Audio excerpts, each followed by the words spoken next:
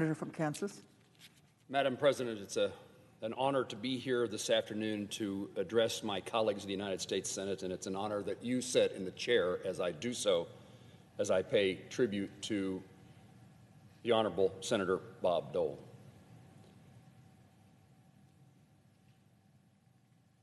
I was in church on Sunday. Got out of church. It's Advent. Christians are preparing for Christmas, only to learn that during that church service, Bob Dole had died. It has been the topic of conversation by Kansans ever since.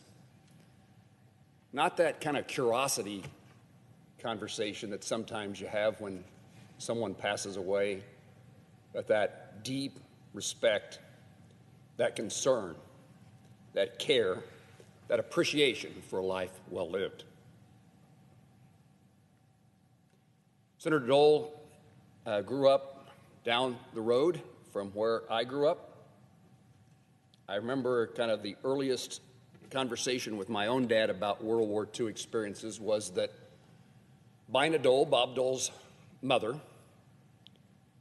was, as well as my grandmother, were on party lines. And the conversation between my grandmother and Mrs. Dole was the terrible circumstance that her son, Bob Dole, had experienced in the battlefields of Italy. My dad, who served in World War II and served in Northern Africa, Italy, was in the neighborhood, and the request, one neighbor to another, one party line participant to another, do you think there's any way that Ray could find out how Bob is doing? So my earliest recollection, my earliest understanding of the life of Bob Dole was as a soldier, a member of the Army, a person who served in World War II and was horrifically injured.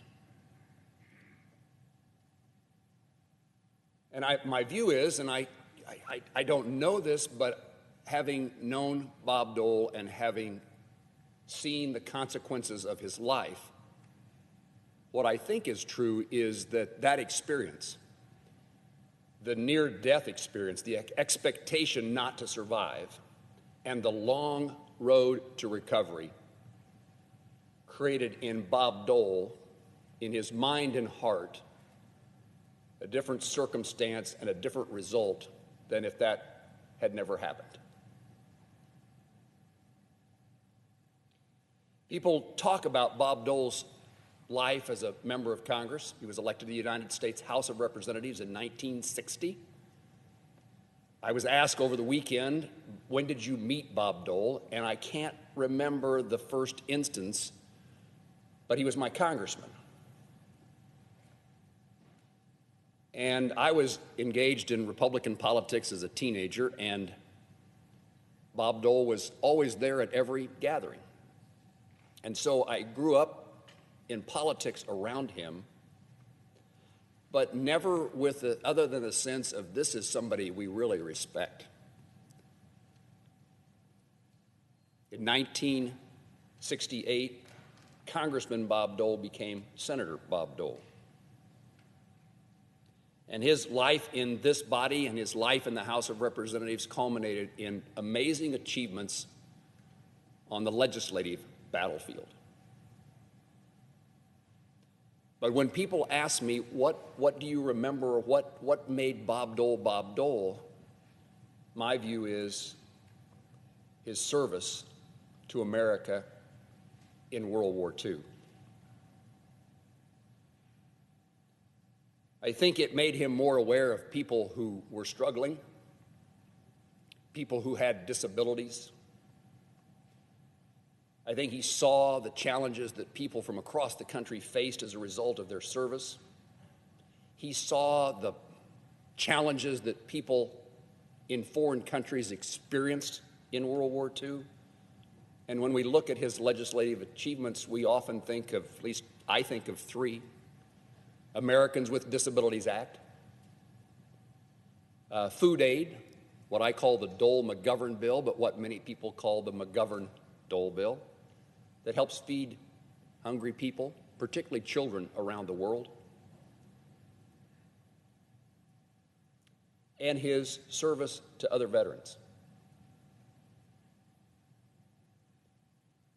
His work on this floor resulted in many Americans, and in fact, many citizens of the world, having a better shot at life. On my maiden speech on the Senate floor, I recognized the circumstance of me, now a United States Senator, serving in what we would call in Kansas the Dole seat, and the tremendous challenge that caused for me, knowing that those footsteps, my feet would never fit in those shoes. I sit and work from the Dole desk. This drawer has his name sketched in it, and it's a reminder to me about those shoes left unfilled. When I get frustrated with this place, which is not infrequent, I'll put on my running shoes and I'll walk to the Lincoln Memorial.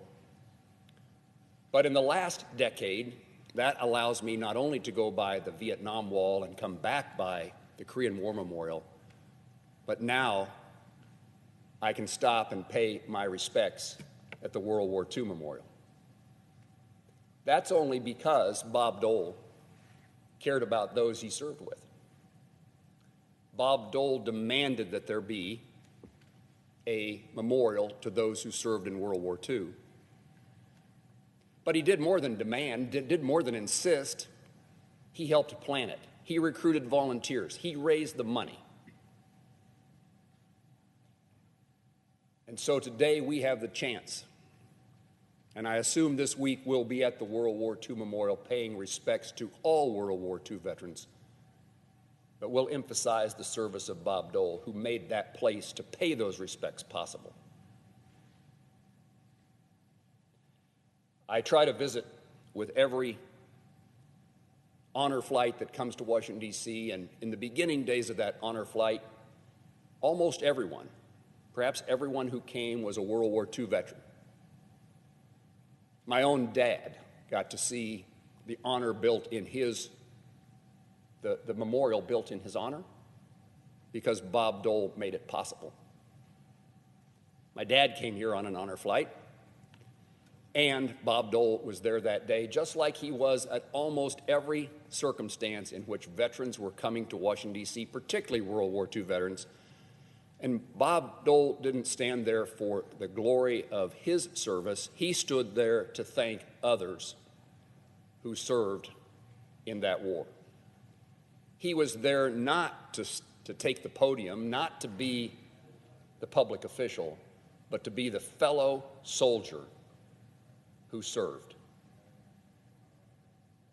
Lots of things we can commend and express our gratitude for what Bob Dole did, but honoring veterans, he saw it as a lifetime responsibility and opportunity. It's only been a few years since veterans coming to the World War II Memorial didn't get to shake the hand of Bob Dole. Finally, at an age of 96, 95, it became physically impossible to do that. But he was there at every opportunity for as long as he could. He served 36 years in Congress, 79 of his 98 as a public servant, a servant of the nation, in the military.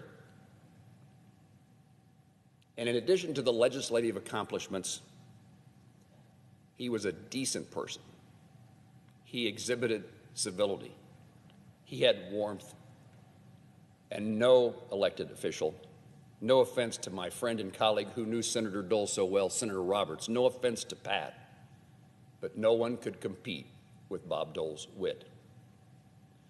My guess is that as an injured soldier, spending months in a bed in a VA hospital, Or incidentally, he shared the hospital with Daniel Inouye, who was also gravely injured, and later, these two soldiers who survived battle and rehabilitation became fast friends, one a Republican, one a Democrat. The Republican-Democrat thing didn't mean that much.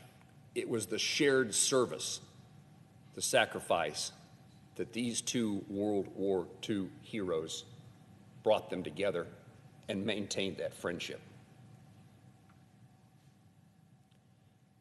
Bob Dole exhibited that wit. In fact, I had so many people after Bob Dole's 1996 run for the presidency, he appeared on the shows in the evening, late night talk shows, and I don't know, hundreds of times people would say, if I'd only seen Bob Dole's, that side of him, he probably would have been elected president. He had the capability of causing people to smile, and it could take the edge out of a difficult circumstance because of his wit. We're going to spend some time honoring Senator Dole this week. I want to make certain that I use my opportunity that Kansans have given me to express on their behalf. Not every Kansan, in fact, not very many Kansans will be in Washington, D.C., and not many people will be able to have the public eye and ear to express their thoughts. But even this weekend, throughout the time that Bob Dole has been in office and the time that Bob Dole was no longer in office, Kansans have held him in the highest regard.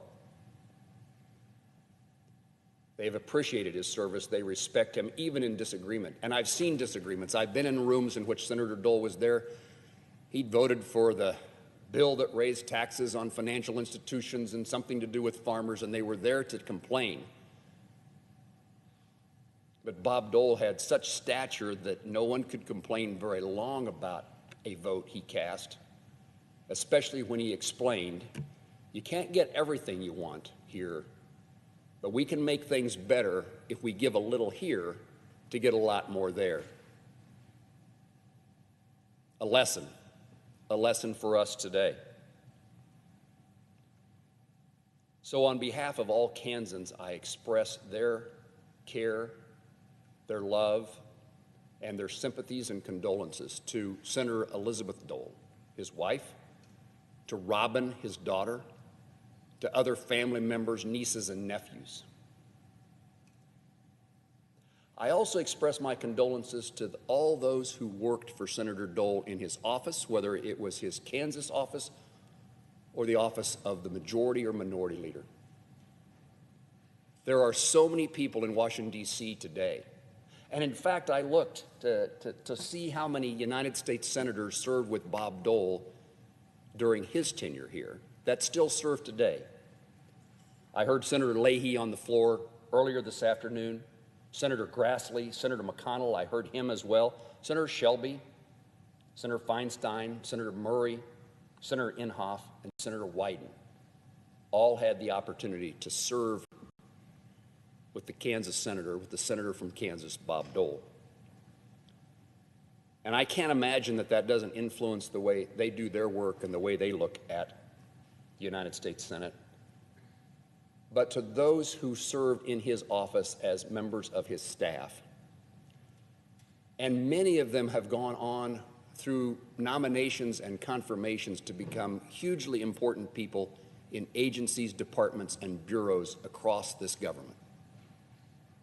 His mentorship lives on. Another legacy of Bob Dole is all the kids who were interns, all the young men and women who worked here for him, all the people who were influenced to have a little bit different approach to the rest of the world, a little bit different attitude toward people who they might disagree with, and a chance to bring the values that Bob Dole exhibited in his public life to more people across the nation. I don't know how to sum up, but I assume I'll have a few more opportunities this week to express the life of Bob Dole, to express the value of the life of Bob Dole. So this afternoon, it's not a conclusion, but it's an ending of these remarks. I thank Senator Dole for being a Kansan with a lot of common sense. I thank Senator Dole for his willingness to serve our nation, put on the uniform, go through the terrible experience of his injuries and his rehabilitation. I thank Kansans who helped him through that experience.